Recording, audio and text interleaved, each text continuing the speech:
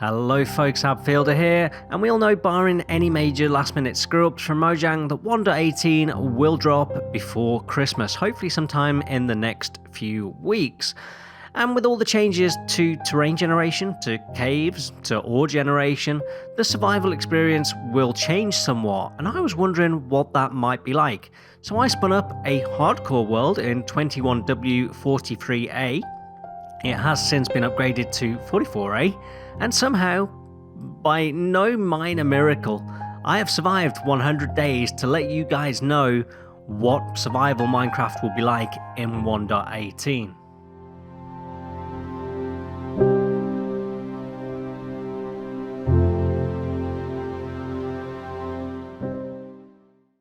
A brand new Minecraft world. Is there a better feeling?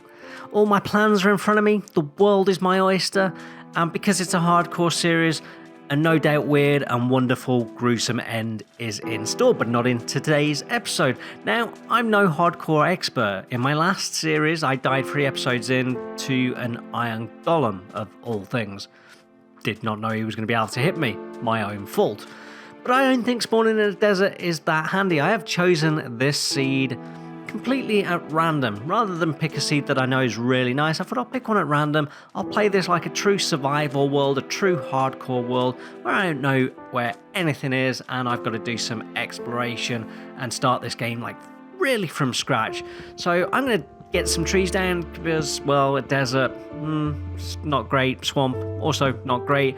So I think it's time to craft up a boat because there doesn't seem to be a lot else around here, and take to the ocean and do some exploration and find a place to settle down.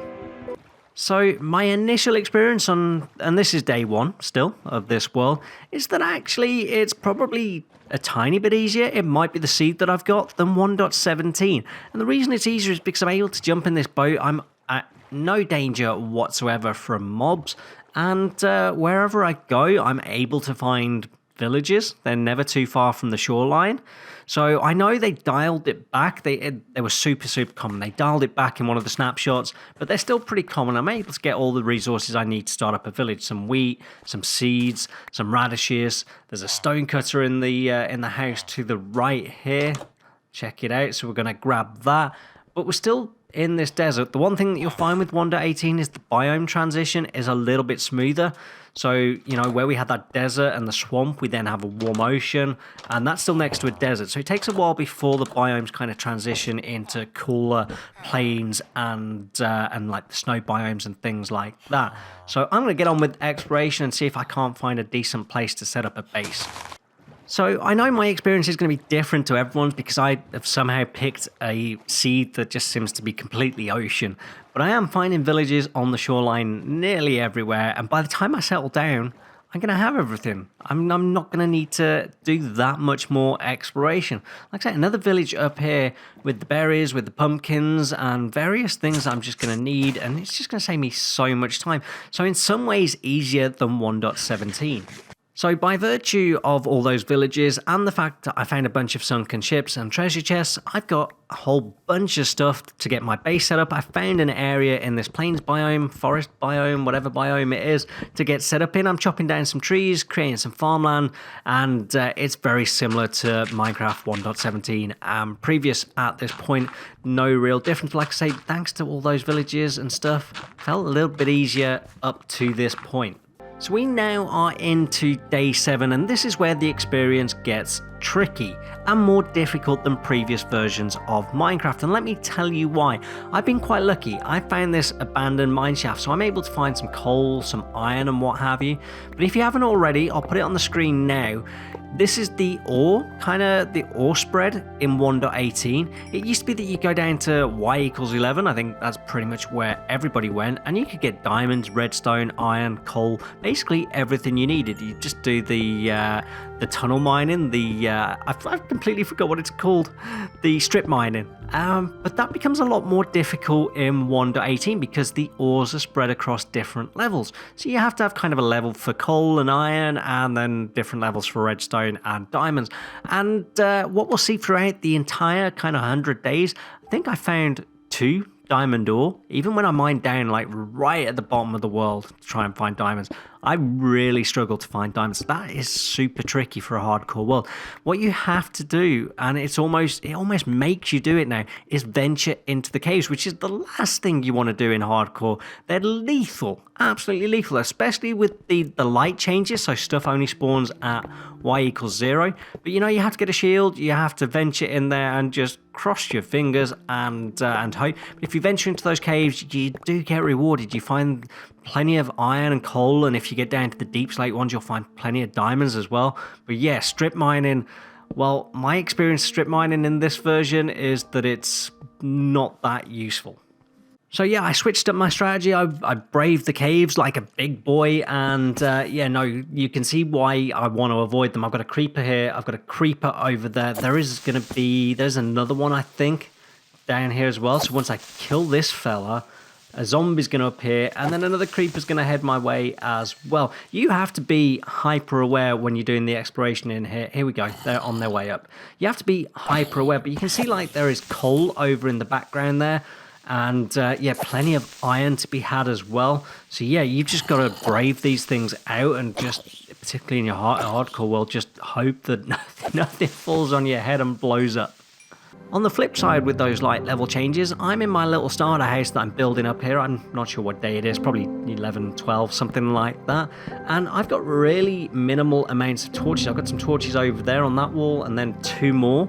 Could you imagine that in 1.17? I'd be walking into creepers spawning in the middle of my house. But thanks to the fact that it's only light level 0 that spawns now, actually lighting up your builds much, much simpler, especially smaller builds like this. Less intrusive, you're not trying to hide stuff. And I'm a big fan of that change. And if you're in hardcore, of course, it makes things much, much safer for you. So we are up to day 30 now, and yeah, because mining just isn't that rewarding, you've got to be up and down on different Y levels to find the resources you want, and as I said, I'm struggling to find diamonds. I've decided to focus on getting crop farm, iron farm, and villager trading set up, and this is going to take some doing, and probably most of the remaining 100 days. So this is the crop farm. The good news is my crop farm and my iron farm both work in 1.18. I'll put links to them both down in the description below in case you want to check them out. They're very good early starter farms, particularly the iron farm, which I'll show you shortly.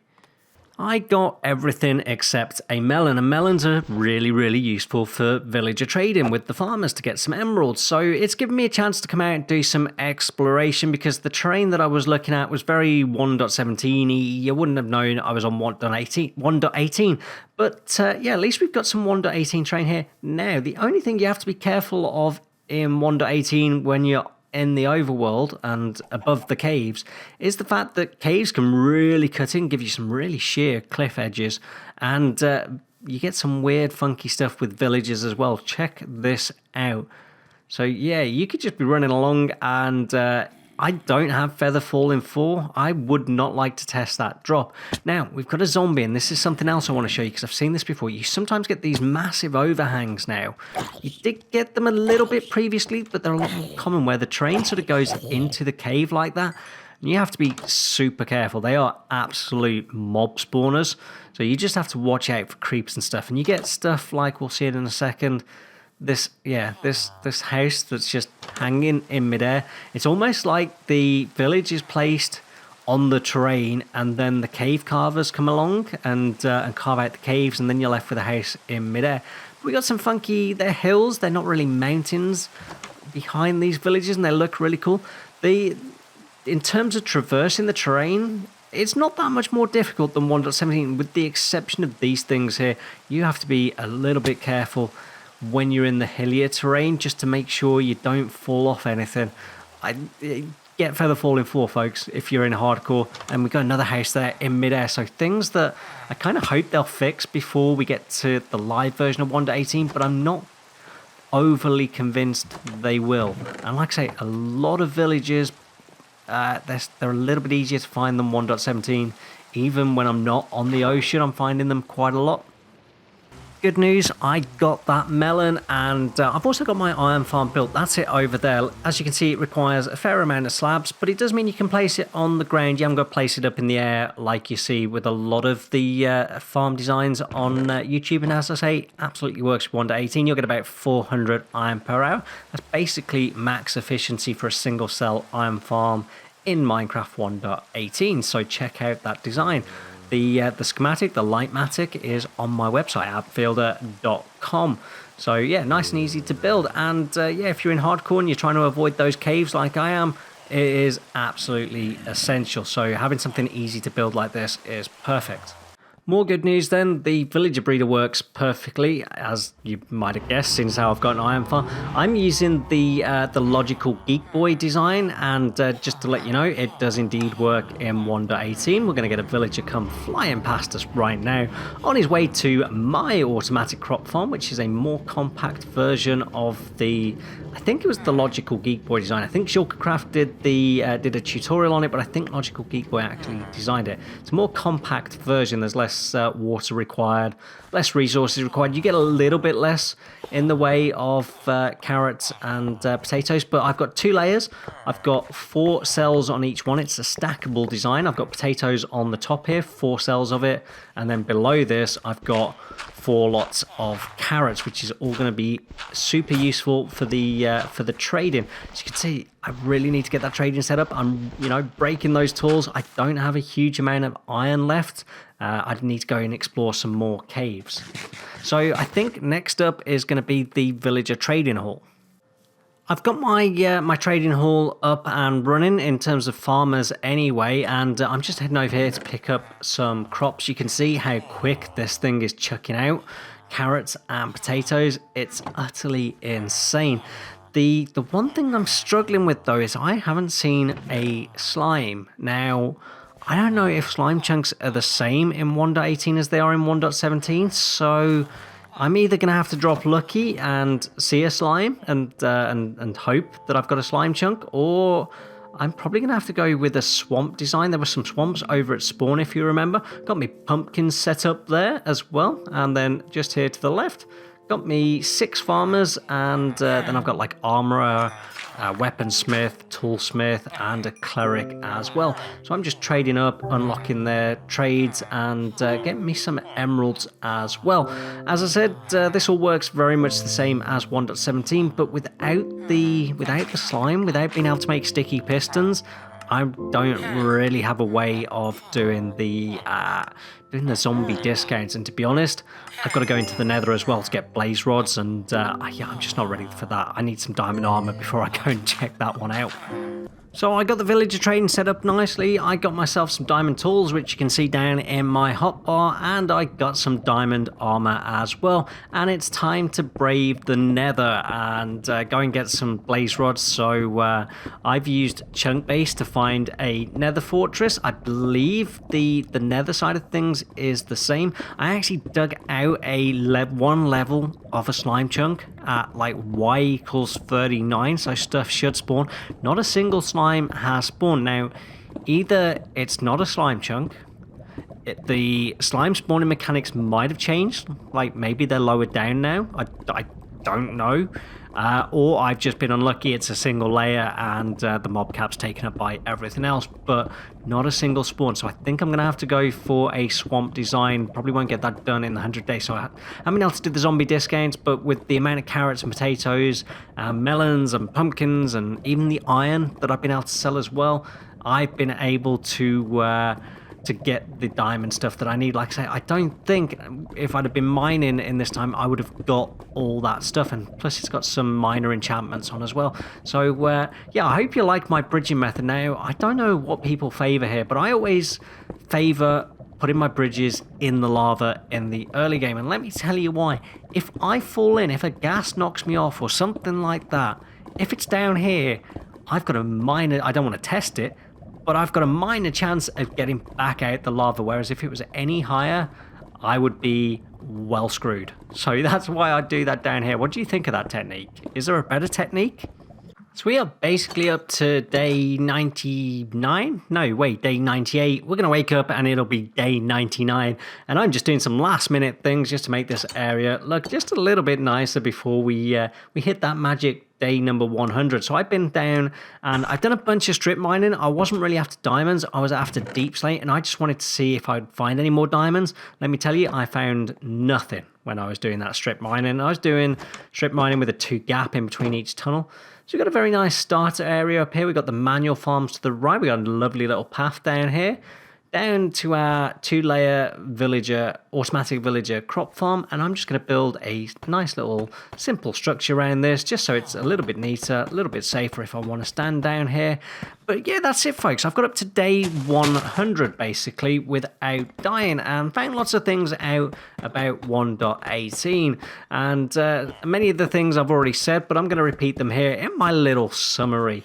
But essentially, it's that mining for resources seems to be a lot more difficult now. As I said previously, because resources are spread out across the different Y levels, you can't just go down to Y11 and get everything you want.